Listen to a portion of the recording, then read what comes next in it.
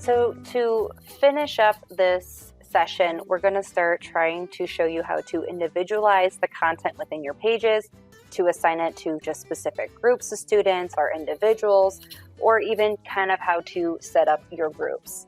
So we had just spent time creating our daily lesson for lesson 7. So if I hit this caret, you can see all of the content we created today, and it just really goes in order. So if I would want to have my different groups, such as my Tier 1, Tier 2, or maybe my Just in Time or my Fluency, I could add that right within here too. So kind of think about how in PowerSchool we would have our page and then all the content blocks, but then even in from there we would create more pages within here. So I'm going to hit, so if you notice, I'm outside the folder, but then now I'm inside the folder. So inside the folder, I'm going to hit Add Content, and I'm going to add a folder. So I would call this my Fluency group, and I could make it a color. And then I'm going to, if I need to do the date, I could do that as well. I'll create it. And then now I've created a folder within my folder. So now I need to create another group. And this time I'll hit that plus again inside, add my folder. I will call this one Just in Time. I will make this one purple, so maybe all my Just in Time is purple. And then I will create it. But I don't need all of my students in my course to see these folders, just maybe the kids who I will be working with in here. So the first thing I need to do is make sure I have members in my course. So in a normal course, your students will be automatically rostered. But for right now with playing, I'm going to show you how to do that. So you need to come over here to your members. So you're going to see yourself in that you have the badge to say you are the admin for your page. So you want to hit Add Members and maybe add your coworkers or those who you collaborate with, maybe your building coach. Any of the tech coordinators would be happy to be a part of your group, so you can kind of get that feel of students. So you can search them up by their name. So I'm just going to start selecting. So I selected one. Now I'll search for someone else to select them. And then I'll do one more person. So now I have up to 3 selected, and I'm just going to add my members. Now, if you have admin rights and you see all of the schools, you will have to select the school someone works at and search for them in there. And then you will just hit Add Members. So now I have 3 students in my course. So let's say I need to put them into the different groups I've created.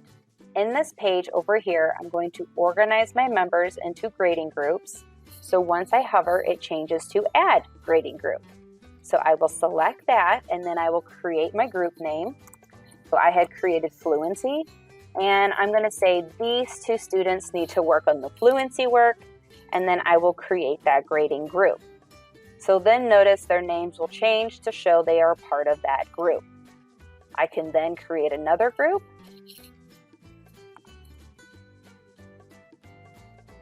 And then I will select the students that need to be in there and then create the group. Now notice I was able to put one of my students in 2 different groups. So you can group your students differently. So when I have my groups made and I have grouped my students, I'm going to come back to Materials. I'm going to go back into that unit folder I was working in. And then here was that page I was working on. So I'm going to hit that drop down, and there's those 2 folders I made. But if you remember, I only needed the Fluency students to see that. So on this folder, I'm going to hit the gear, and then I'm going to hit Individually Assign. I can do individual students, or when I hit this search bar, it's going to show me the groups I've made, and I can select the students I want to see it. Then I'll select Next. It's going to have me confirm the info, and then I will assign it. And then if you notice, it's going to start to show all the different groups that can see stuff. So then I'm ready to do just in time. I will individually assign. I will hit next. I will confirm who can see it for the different grading, and then I will assign it. And now it is set. So now I want to see what they can see. So I'm going to come back to my Materials tab to be on this main page.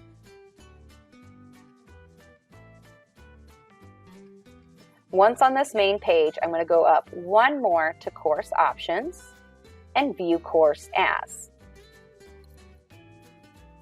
So I want to view the course as my first student. So I will select this student. And now I will see what that student can see. So if I hit this Unit 1, and then we had set it up in here.